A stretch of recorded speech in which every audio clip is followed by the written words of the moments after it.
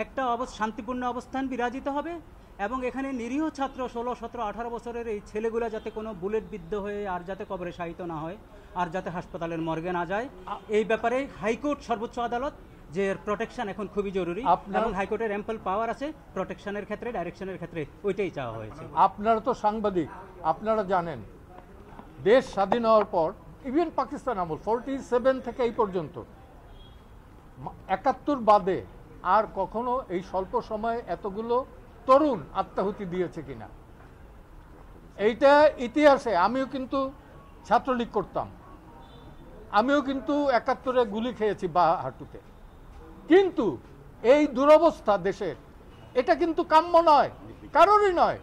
কালকে যে আমাকে না করে আপনাকে করবে তার তো কোনো নিরাপত্তা নেই।